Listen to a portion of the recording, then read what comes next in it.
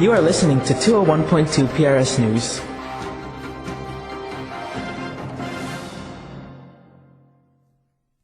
Hey everyone, this is Jennifer and Cindy here on 201.2 PRS News. In this past week, the special interest groups have been getting busy. On Monday morning, students were greeted early morning by a mob of special interest groups gathered outside the main entrance rallying for their individual causes. Here's a recap of what happened with these rallies this past week. Hi, this is Augustine Cardenas reporting for 201.2 PRS News, and I'm here with Kari, who is the leader of the SEIU club, one of the many special interest groups. Kari, in addition to the rally that took place on Monday, you also had your own rally Friday morning where you were chanting, "We are the 99%." So what was that all about? What was your motivation for conducting the rally on Friday? Basically, on Friday, we just wanted to get the word out that we are here, this is what we stand for, and we stand for the 99%. We represent everybody in the school in addition to their parents. We actually had a honk if you are the 99% sign that we held out in front of the school building so that parents, when they were dropping off their kids, could see it. And many parents actually, after seeing the sign, honked in order to show that they are part of the 99% that we support and they are part of our group. And one more question. Do you think that your individual rally was effective in getting your message across? Yes, I do think it was, because it attracted a lot of attention from both students and the administration alike, and due to the noise complaint and due to all the cars honking and Mr. Badama's reaction to it and his presence there, a lot of people ended up hearing about the rallies and teachers ended up spreading the news. So because it attracted more attention than a normal rally outside the school building, I think it did succeed in getting the word out that here we are and this is what we stand for. Welcome back, everyone. Today we have Sonya and Aanchal of the Business Roundtable with us. Welcome to our show. Thank you, Cindy and Jennifer. It's a pleasure to be here. The Business Roundtable is a conservative group of major corporations who believe that businesses should play an active role in public society. So tell us, why do you believe businesses should play such an active role? Well, businesses know and identify early what problems are facing the American economy, and we identify them pretty early. Then we do careful research on these problems and try to understand it. And finally, we try to find a solution for the problem, because most of the time, with our business backgrounds, we're able to find an economically stable solution. I see. That's interesting. And what do you stand for, and how do you plan on making sure your views and ideas are heard by the government? Well, our most important stance is on job creation. We have certain plans for job creation and a roadmap for growth. We hope to reallocate resources to the Office of Information and Regulatory Affairs within the White House Office and Management. We will make our policies heard by Congress and through the conservative candidates. All right, thank you. Now we'll be back after a short commercial break. Do you like participating in Sing, Festival of Nations, the musical? If you said yes to any of these, this message is for you. Many candidates want to demolish the Federal Department of Education. If this happens, the first thing to go are your arts programs. McGraw-Hill wants to protect the arts within schools. So we support John Huntsman. Don't let the other candidates steal your passion. Don't let them steal your glee. Support John Huntsman. So no one told you life was gonna be this way. We'll help you when you come to the USA. College and jobs will help you, don't look glum. We are the National Immigration Forum, and we'll be there for you, 'cause you're there for us too.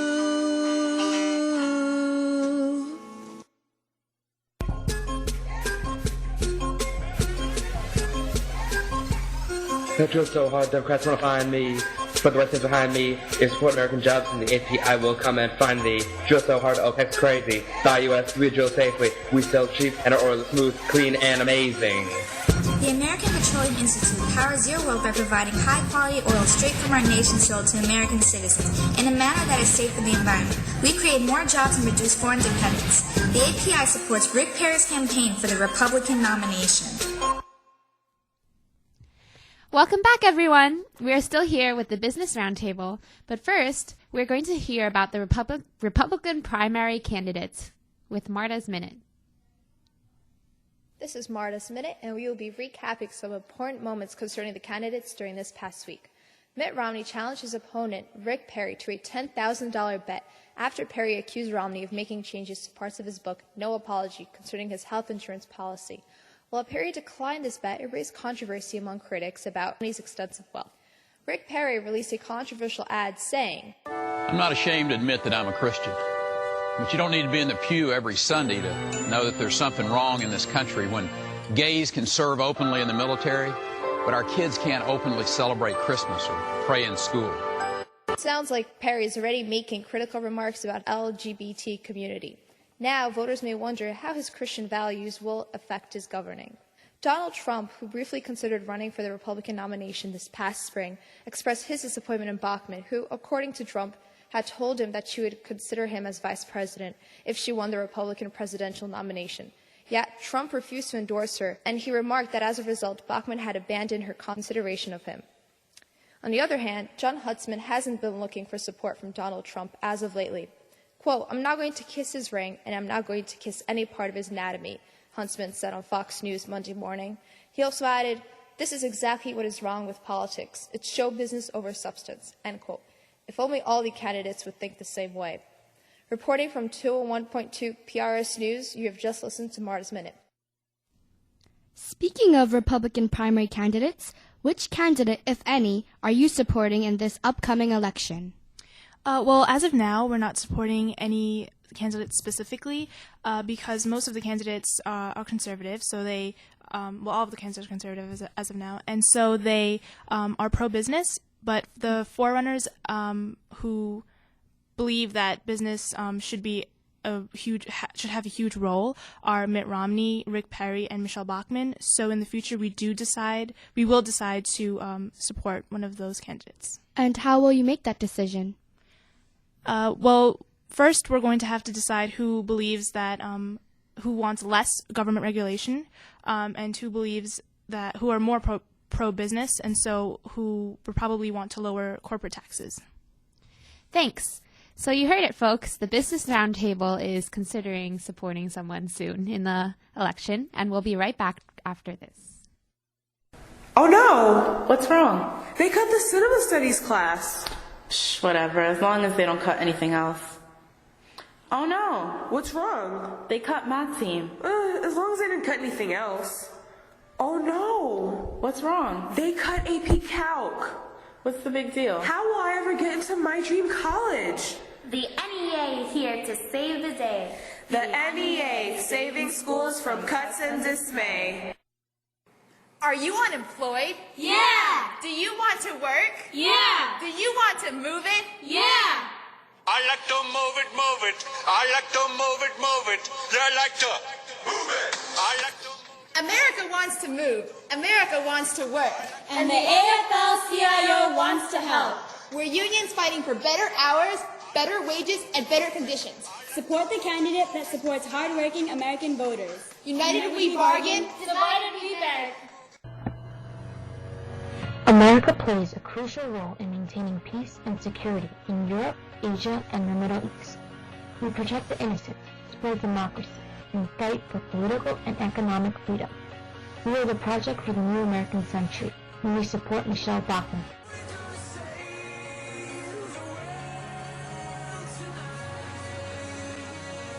Welcome back, everyone. You're still listening to 201.2 PRS News by Jennifer and Cindy.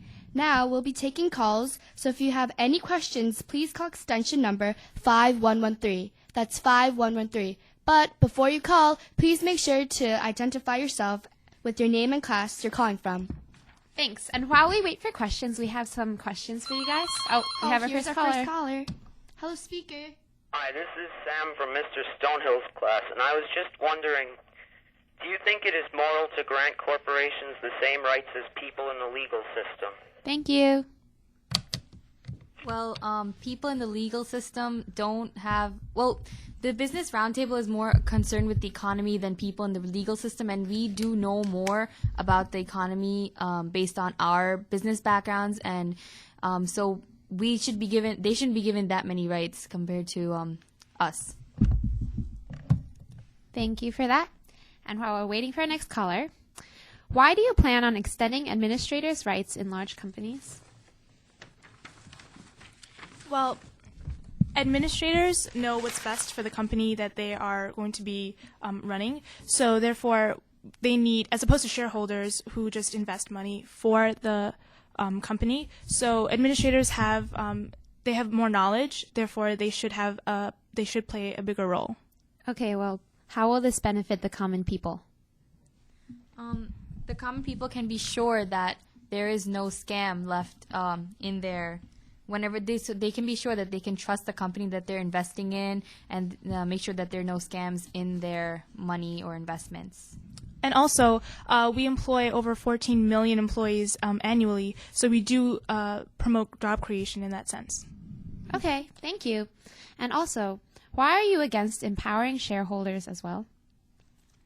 Well, shareholders, no matter how big, should not be able to nominate or choose administrators because they don't know as much about the company as much as those who are in the committees. They do not have the knowledge or the experience to make such decisions as choosing administrators, as the U.S. Securities and Exchange Commission made shareholders access to proxy rule a couple of years ago, and we're against this rule. So, but if administrators have so much power, how will the workers be able to voice their opinions? Well, the workers can always, we're all for compromise and for bargaining, so we can always work something out. And definitely, just being a CEO, you have that ability to satisfy all of your employees. Thank you. Hey, listeners, we know you're still out there. If you have any questions, please feel free to call us at 5113. That's 5113. Yes, please call. I have another question for you guys. So you are the Business Roundtable, and you said that your annual revenue is over, was it 6 trillion? 6 trillion, yes. In revenue. So you have heard about the Occupy Wall Street movement that's been happening. Are you the 1%? I guess it depends on what you mean by 1%. We are the 1%, and we believe that we have the power to change the U.S. and the economy. Oh, look, here's our caller. Yay. Hello, caller, you're on the air.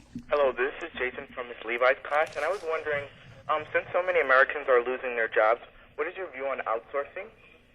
Thank you. We believe that outsourcing should be stopped to some extent because our jobs are being taken away by the people from other countries. So we should limit the outsourcing in our country and give the jobs back to the people who deserve it. Thank you. Oh. Okay, sorry, that was the last call, guys. For the day. Yeah. Sorry, that was the last call for the day. And thank you for joining us today. We hope that you were able to learn more about the Business Roundtable. And thank you for tuning in with us, Fifth Band. We'll see you next week, and have a nice day.